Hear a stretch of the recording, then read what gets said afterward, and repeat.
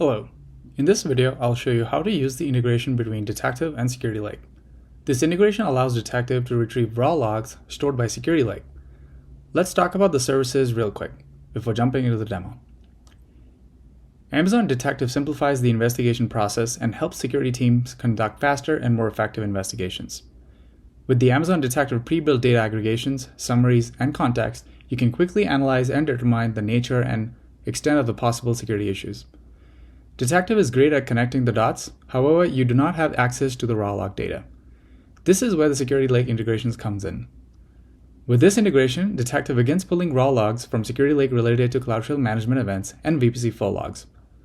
These logs can be queried directly from the Detective profile pages. Amazon Security Lake, the service where the logs will be pulled from, is a fully managed security data lake service that centralizes security data from AWS environments, SaaS providers, on-premises, and cloud sources into a purpose-built data lake stored in your account. Security Lake has adopted the Open Cybersecurity Schema Framework, also known as OCSF, an open standard. With OCSF support, the service normalizes and combines security data from AWS and a broad range of enterprise security data sources into a common format. Let's get into the demo. In this demo, I will show you how you can take advantage of the Detective integration with Security Lake to accelerate your investigations. I have created another video for the demo on how to set up this integration. Check out the link in the description. You will need certain permissions to use the integration. These permissions can be found in the Add the required IAM permissions to your account section of the Detective Security Lake integration document.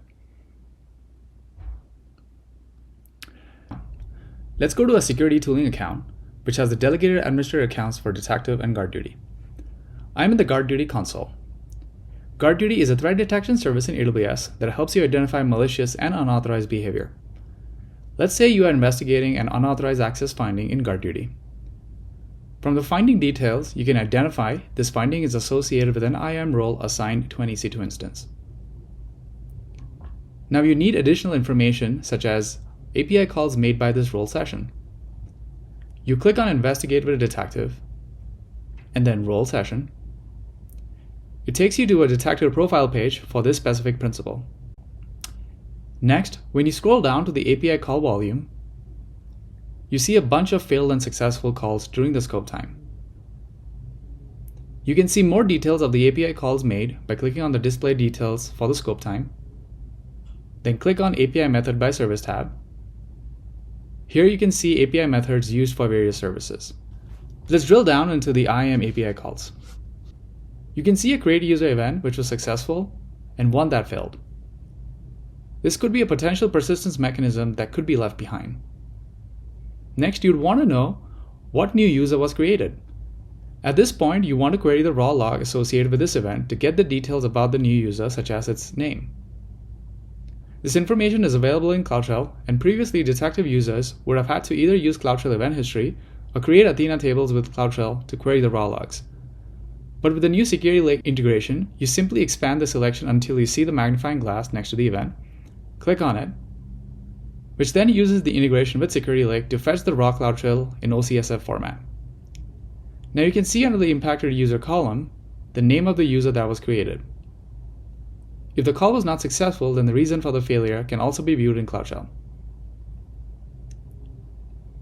As a next step, you can investigate these users in Detective and then delete these users as remediation.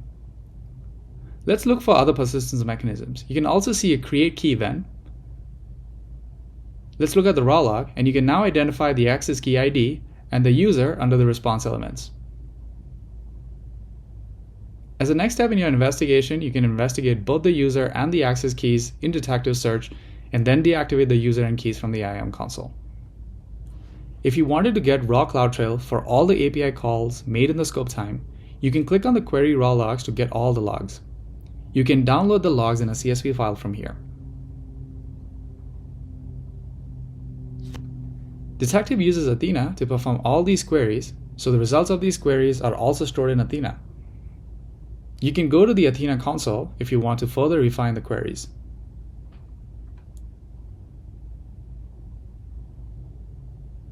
Results of these queries are also stored in S3 bucket created during the setup process. You can similarly also get raw VPC flow logs with this integration as well.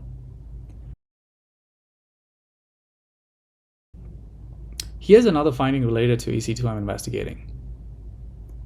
You can see Detective has a lot of information from VPC flow logs in the console. If you wanted to check out the raw logs, click on the magnifying glass, which will fetch the raw logs, and you can glean additional information such as start and end times, boundary, which indicates the egress path of the outbound traffic. There you have it.